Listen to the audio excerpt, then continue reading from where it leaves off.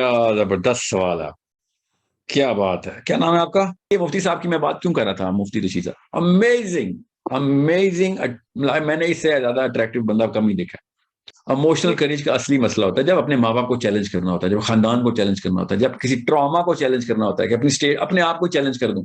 लड़ाई में मरियम नवाज शरीफ के लिए मैं ये पैगाम दे रहा हूँ। बदर की लड़ाई में कुफार लड़े मुसलमानों से, और एक आंटी कुफार को, अबू जहल को, काले चने और कीमा खिला रही हो कि शाबाश शाबाश, तुझे भूख लगी होगी।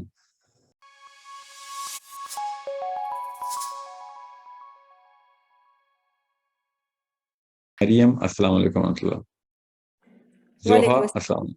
जी अस्सलाम वालेकुम जी मरियम। सर, मेरा आपसे सवाल ये है, I hope I can articulate it well.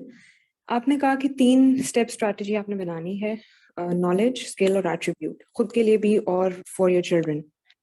अगर हम बच्चों की बात करते हैं तो अगर हमारे पास इतना नॉलेज नहीं है तो हम उनके लिए नॉलेज आउटसोर्स कर सकते हैं। यस। अगर हमारे पास स्किल नहीं है तो हम उनके लिए स्किल आउटसोर्स कर सकते हैं।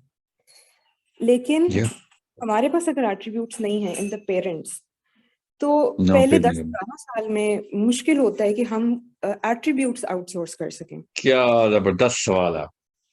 क्या बात है, क्या नाम है आपका? मरीम शाहीन। मरियम, इसलिए तो कह रहा हूं कि इस नस्ल को ना, इस नस्ल को कुर्बानी देनी पड़ेगी और एडमिट करना पड़ेगा कि यार मैं फेलियर हूं इस्लाम में। तुझे पास कराना है तो मेरे पे ना जाई, जो मैं करवा रहा हूं ना, जो तेरी रिसोर्सेज इकट्ठी कर रहा हूं उस पे रहे। ठीक है, उस कन्फेशन की बिना पे अल्लाह बरकत डालेंगे, वरना एट्रीब्यूट्स तो हमारे डेवलप नहीं किए गए कि हम अपने बच्चों को अली बिन अबी बिल्कुल तालिब या उमर खत्ताब बना सके। हावेवर बिल्कुल एक एट्रीब्यूट तो आपको बिल्कुल। डेवलप करना पड़ेगा जो अल्लाह ताला देगा भी इंशाल्लाह। नीयत बनाएंगी ना तो वो एट्रीब्यूट आ जाएगा, और वो क्या है कि आप खुलूस के साथ, सिंसेरिटी के साथ अटेम्प्ट करें। जो सिंसेरिटी है ना, वो अल्लाह ने गिफ्ट दी हुई है माँ बाप को, तो उसके ऊपर वो करेज दिखानी पड़ेगी। क्या करेज है कि मैं तो नहीं कर सका, मेरे माँ बाप ने नहीं वो एट्रीब्यूट्स बनाए, मगर मैं वो कुर्बानियां दूंगा या दूंगी कि जिसकी वजह से मेरे बच्चों का कैरेक्टर बिल्ड होगा। ठीक है, लड़ूंगी मैं अपने मुआशरे से, खानदान से, कि नहीं इस्लाम और मेरे बच्चे के बीच में कुछ नहीं आएगा। ठीक है, ये करेज तो चाहिए होगी। तो बिल्कुल इसी ये से करेज अल्लाह ताला बच्चा पैदा करते ही माँ में डाल देता बिल्कुल इसी से रिलेटेड है कि जिस तरह हम आप करेज की बात ज्यादा करते हैं, एक तो ये कि करेज के अलावा और कौन सा एट्रीब्यूट हो। है। ऑनेस्टी एंड ट्रस्टवर्दीनेस, बेसिक सी बात है। आपके अंदर अल्लाह ताला के नबी इस्लाम के औसाफ निकालें और लगाएं ठीक है लिस्ट। ठीक है, वो सारी इखलाकियात वाली चीज आ जाएगी। ठीक है। अच्छा। नहीं, सिर्फ इखलाकियात नहीं, इखलाकियात तो जरूरी है ना, वो तो बेसिक मेरिट है, मगर करेज की वजह से काफी सारे और एट्रीब्यूट्स जो है ना वो डेवलप हो जाते हैं, वो आउटपुट होती है। वो एट्रीब्यूट्स को पहले आपने लिखना है, फिर रिवर्स इंजीनियर करना है। खाली एम्प्टी, मतलब खाली करेज को मैंने कहीं चैनल तो करना होगा ना। बिल्कुल ठीक है, तो क्रिटिकल थिंकिंग में आपको एक इसका एक इकोसिस्टम जो है ना हमने बनाया, वो इसी बेस पे बनाया है ना, पूरा मैप है वो बिल्कुल अभी वेबसाइट बिल्कुल। पे नजर आ जाएगा आपको कि बच्चा पिछले जितने भी पुश्तें गुजरी हैं उनके उस मैकेनिज्म को तोड़ेगा तो इंप्रूवमेंट लेके आएगा। तो उस मैकेनिज्म को तोड़ने के लिए क्रिटिकल थिंकिंग जरूरी है कि सोचूं तो सही, क्या पता गलत बता रहे हो। हाँ जी, सबसे बेसिक मेरे कोई नबी थोड़ी है मेरा बाप या मेरे माँ, क्या पता गलत हो आप। तो क्रिटिकली इवेल्युएट करने की स्किल तो होनी चाहिए ना, ये एट्रीब्यूट बहुत जरूरी है कि ये स्किल बनी हुई हो। ये बिल्कुल एट्रीब्यूट के मैं करेज से चैलेंज कर सकूं, किस स्किल के थ्रू वैलिडेट करूंगा क्रिटिकल थिंकिंग को के थ्रू। उसके बाद इमोशनल इंटेलिजेंस, क्यों मैंने ये 2 कोर्सेज सबसे पहले हमने क्यों स्टार्ट किए हैं इकोसिस्टम में।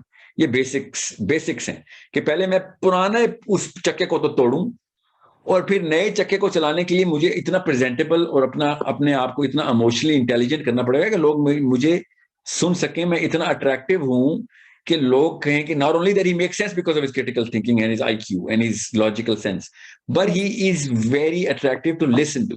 अभी ये मुफ्ती साहब की मैं बात क्यों कर रहा था, मुफ्ती रशीद साहब, अमेजिंग, अमेजिंग। मैंने इससे ज्यादा अट्रैक्टिव बंदा कम ही देखा in this year. Emotionally intelligent placement है उसके, उस बंदे की, जिस the way he is describing it. So it's skill, it's a gift. You need to it's a gift. Okay, जो कि मुसलमान का खासा होना चाहिए। एक मुसलमान क्यों मौलवी बेजार है? मौलवी इमोशनली इंटेलिजेंट नहीं होता, समझ रहे? तो ये बिल्कुल। 2 बेसिक्स हैं कि आपने एक दफा पिछला चक्का तोड़ दिया तो अगले चक्के को चलाने के लिए ये 2 बेसिक्स हैं, उसके बाद कम्युनिकेशन स्किल आती है, ठीक है। उसके देयर सो मेनी लिस्ट है ना पूरी। फिर मैं क्यों स्टेम फील्ड की तरफ कर रहा हूँ, इकोसिस्टम में अगले सारे सब्जेक्ट स्टेम फील्ड्स के आ रहे हैं, क्यों आ रहे हैं? क्योंकि भाई इस वक्त जो असली फिरौन से लड़ाई करनी हो तो इंटेलेक्चुअल वॉरफेयर की है। वो अगला कुरान को मानता होता, सारी दुनिया मुसलमान होती और फिर भी ये हालात होते, तो फिर हम कहते हैं नहीं यार कुरान के थ्रू आंसर दें, वो तो कुरान को ही नहीं मानते, ठीक है। इस वक्त तो फिरौन और मूसा की लड़ाई चल रही है। तो इस वक्त हमने वही वाला काम करना है कि जो कि हज़रत मूसा अलैहिस्सलाम ने किया। अगर ये बनी इसराइल के लोग होते तो फिर हज़रत ईसा अलैहिस्सलाम वाला जो काम किया, और यही मक्कन्स और पेगन्स होते अरेबियन, तो नबी अलैहिस्सलाम ने जो काम किया कि बलागत के थ्रू इनको बताएंगे, इनको बलागत में बड़ा नाज है ना, ठीक है। इस वक्त का फिरौन है ना, वो स्टेम फील्ड्स के अंदर अपने आप को अल्लाह से दूर करवा रहा है दुनिया को, ढूंढता वो अल्लाह को ही है। खुशनीयत भी होंगे ना, मगर चूंकि अल्लाह ताला ने हिदायत तो कुरान पाक के थ्रू देनी है, वो उससे दूर है, तो वो हमला करते हैं उस साइकोलॉजी पे, और उनके पास हमला करने के लिए बड़ा इजी टारगेट है मुसलमान, क्योंकि मुसलमान हर तरफ से इनकॉम्पिटेंट है। So we need to play the same game with our own rules. We know the psychology, we know how it works. Okay, we just need to place our competence in the right zones. Yeah. Intellectual Okay. warfare is far superior than physical warfare. असली जहाद intellectual warfare है, ठीक है। दूसरे वाला जहाद की जरूरत पड़ेगी तो करना पड़ेगा, उसके लिए ट्रेनिंग तो लेना, मगर इंटेलेक्चुअल वॉरफेयर की तो जीरो है। हमने तो पहले ही मान लिया कि नहीं जी, चूंकि गोरा है, फिजिक्स का साइंटिस्ट है, बस जो कहेगा हम कुरान को भी ट्रम्प कर देंगे, ठीक है। सो इमीडिएटली ना हमने भी ये शिफ्ट किया। मैं आपको आप तफसील पे तो नहीं जाऊंगा, वो वेबसाइट पे देख लीजिएगा कि ये 2 बेसिक स्किल्स जो है ना एडल्ट्स के लिए, क्रिटिकल थिंकिंग की और टीनेजर्स के लिए भी, और इमोशनल इंटेलिजेंस की बेसिक्स है, मेरिट है कि इसके अलावा तू पुरानी ट्रेन नहीं रोक सकता जो चलती हुई है, उसके नीचे आ जाएगा। बिल्कुल। अच्छा, जो ठीक करेज है, की सो बात है, ये कैरेक्टर एट्रीब्यूट है, ये स्किल नहीं है। Courage is an attribute of the character, ठीक है। ये इसके लिए प्रोजेक्ट्स और टास्क देखें, किरदार पढ़ाया नहीं जा सकता, किरदार सिखाया जाता है बस। तो उसके लिए पैदर पै कुछ ऐसे मराहल से गुजारना पड़ेगा बच्चों को भी और बड़ों को भी, कि 2 तरह की करेज होती है, फिजिकल और इमोशनल। फिजिकल करेज बहुत आसान काम होता है, इस तरह की फिजिकल स्पोर्ट्स में डाला, बॉक्सिंग कराई, एमएमए कराया, लड़कियों को भी लड़कों को भी self defence training, gun train होंगे, फिजिकल करेज आ जाएगी।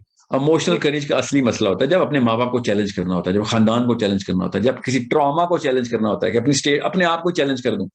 ये बड़ा घोड़ा इधर डाउन हो जाता है आके, बड़ा पहलवान इधर जो है ना चारों खाने चित्त हो जाता है कि यार इमोशनल करेज नहीं आ सकती, लड़ाई करवा लो मेरे से, गोली खा दूंगा, मगर कन्फ्रंटेशन नहीं होगी मेरे से। समझ रहे हैं? अभी सामने इमरान खान बैठा हो, कोई कह सकता है कि खान साहब उइगर मुस्लिम्स के बारे में क्यों नहीं आपने एक पूरी कैंपेनिंग की थी जब आप वो थे, या आप जब डोनाल्ड ट्रंप के साथ बैठे थे तो आपने असली बातें क्यों नहीं की थी? इसके लिए करेज चाहिए होती है, फिजिकल करेज। कोई लड़ाई करनी है, कोई मारेगा आके, नो। वो जो इंफीरियोरिटी आएगी ना आपके अंदर, वो इंफीरियोरिटी लैक ऑफ करेज की वजह से आएगी। समझ रहे कि किस बात से डर रहे हैं? वो उसकी पॉलिटिकल पोजीशन की वजह से डर रहे हैं। नवाज शरीफ सामने बैठा हो और कहीं सर ओबामा था, कोई अल्लाह मियां तो नहीं बैठे हुए, तो ऐसे आप ऐसे कहां पर सजदा कर रहे हैं उसको? मतलब मरीम नवाज शरीफ के साथ बैठ के आप कह सकते हैं कि आप ये बताएं, बदर की लड़ाई में, मरीम नवाज शरीफ के लिए मैं ये पैगाम दे रहा हूं, बदर की लड़ाई में कुफार लड़ रहे मुसलमानों से, और एक आंटी कुफार को, अबू जहल को काले चने और कीमा खिला रही हो कि शाबाश शाबाश तुझे भूख लगी होगी, बड़ा जबरदस्त खाना बनाती।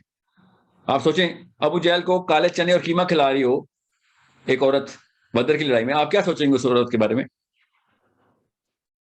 एग्जैक्ट सही काम किया ना नवाज शरीफ की बेगम ने, मरीम नवाज की मां ने ही किया ना। वो अपाची हेलीकॉप्टर भेजे 35, उसने 300 बच्चे मारे, और नवाज शरीफ काले चने और कीमा लेके जा रहे हैं उसके लिए। सोचें तो सही। अब ये मेरे सामने नवाज शरीफ बैठा हो तो can I have the courage to say this? Well I better have that courage to say this. That's the bare minimum of Muslim, कि भैया तुझे अल्लाह ने एक कुर्सी किसी वजह से दी, अल्लाह के तुक्के नहीं है, तुझे कुर्सी दी थी तेरे टेस्ट के लिए, और तुझे हमारे टाइम पे पैदा किया हमारे टेस्ट के लिए, कि तू सामने एक दफा आया और तुझे गले से पकड़ के पूछूं कि मियां तुझे वो 35 अपाची काले हेलीकॉप्टर नजर नहीं, तुझे काले चने नजर आए उस वक्त? सोचने वाली बात है ना बेटा। करेज देखें, यहाँ पे क्या कोई दंगल लगना था? हाथापाई होनी थी ओबामा के साथ कि कौन ज्यादा जिम जाता है। ओबामा भी पागल था ऐसे पहलवान से लड़ाई करता। ये इमोशनल करेज की बात होती है। बिल्कुल बिल्कुल सर, एक चीज मैं करेज में आपसे पूछना चाहूंगी, correct me if I am wrong, मैंने जो ऑब्जर्व किया है पेरेंट्स में, मदर और फादर, अगर फादर में करेज है, even though is not a practicing Muslim, लेकिन करेज है तो उसके बच्चों में वो करेज आता है, वो ऑटोमेटिकली उनको ट्रेन करता है। लेकिन अगर फादर में करेज नहीं है और मदर में करेज है, तो आई हैव सीन के the sons become like the father, तो फिर उनमें करेज लैक करता है कहीं ना कहीं, बिकॉज हर बेटा ऑब्वियसली अपने बाप को आइडियलाइज करता है कहीं ना कहीं। तो इस केस में मतलब आपकी क्या एडवाइस होगी ऐसे पेरेंट्स के लिए जिसमें फादर में करेज नहीं है, is kind of weak in courage, even dependent on his own parents, तो उनके बच्चों में फिर करेज कैसे डेवलप की जाए?